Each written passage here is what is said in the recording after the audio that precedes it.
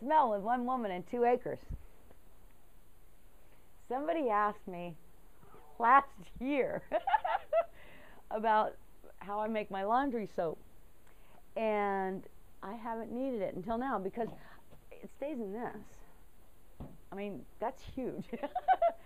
So I'm going to show you how I make my laundry soap, although you can find this recipe pretty much anywhere. This is the soap that I use. I mean, it comes in pink, you know, you can have it pretty. You just open this up. Okay. Get your grater and have a few moments that you grate the soap. Oh, what a pain. Think your thoughts. Now's the time. And if you have a better grater than I do, please use it. But this is what I use for my soap and silly junk like that. And if anybody knows, I was going to look it up, but I figure I'll just ask you. What is the difference between, because I don't know, between the soap that you can make yourself and a washing soap like this? What's the diff? I want to know. And I grate. And finally you're down to the end of it and you get to whoosh the rest of it off. And you end up with this lovely pile of soap. Now, in order to get my soap into that jug, into my jug, which I'll show you in a second, I wrap it up.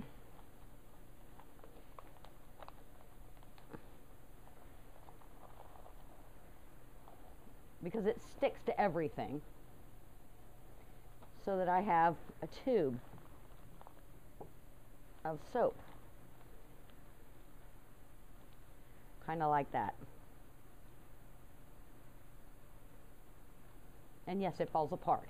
Then I can take this tube and plunk it down in there. And I always end up making a mess. Other people do this much nicer than I do. Next, you get hot water. I had this on the stove. Would have been nice if I could have done this in the winter.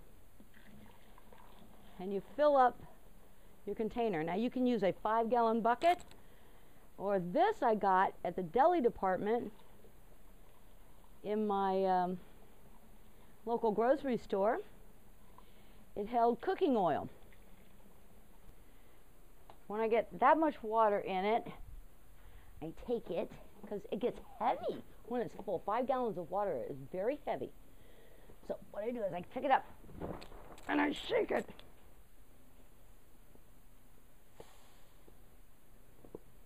And it busts and it goes crazy in it.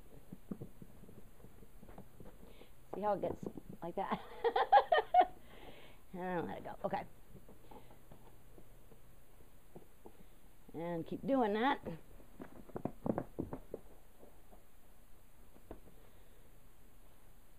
Okay. Okay, so good. And it gets all foamy, but that's no big deal because that goes away.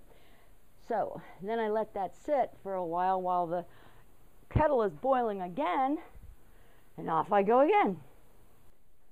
When the water is finally all in it, and see how it's all the way up there. Give it a nice stir. And stir. Hopefully with a clean stick, like I don't do. Duh. It always comes out in the wash, though. Alright, fine. Just give it a nice stir. And let it sit.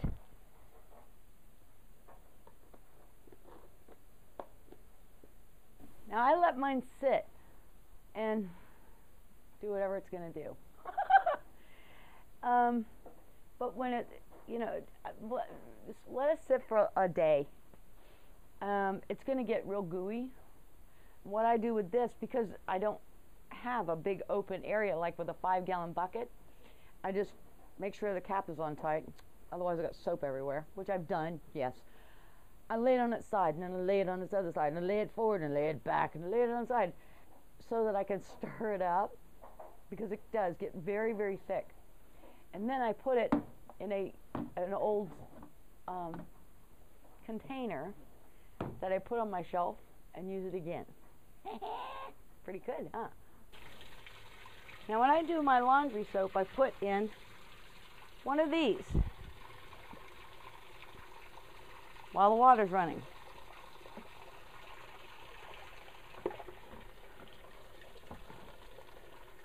I use borax, which you can put in your laundry soap if you want.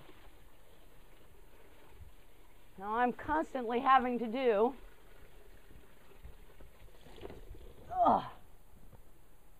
my comforters, because they're shared with animals. But I also have to do my curtains. After winter, these nasty.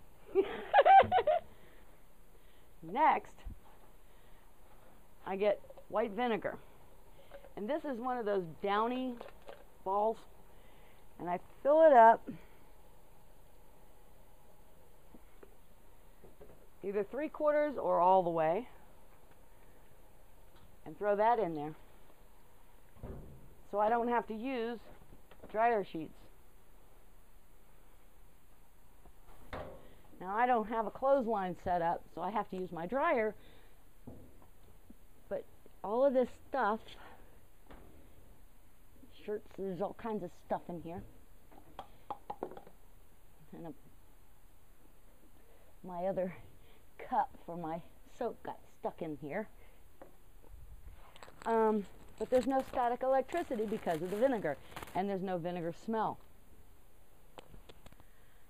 Now I'm hoping to be able to use this, but I need to do some fancy footwork over here.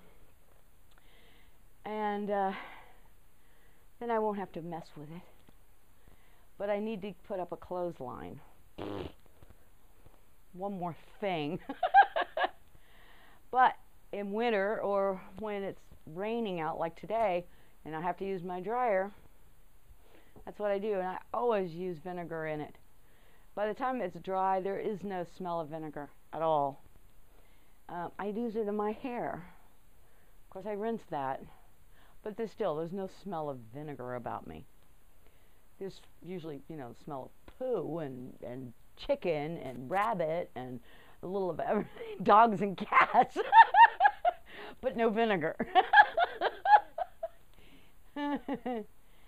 So maybe one day it will be nice enough and I can put up a clothesline and start drying my clothes outside.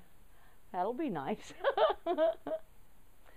Well, if you have any comments, please leave them below. And if you want, you can head over to Facebook, where I've got all kinds of, we've got crazy stuff going on there. And I had my chicken hat done. I think I wore that on my last video. I'm very happy with my hat. I don't have it on now. I'm going au natural. But it's becoming porch weather, so I can sit out here. I'm so excited. Other than that, there is GoFundMe, which is trying to keep this grand experiment going. And folks are, giving what they can, and I really, really appreciate it. And there's also Etsy, where I have a shop, and you can buy junk from me. Which I hope to have more stuff up before too long. So anyway, that's all in the description box below.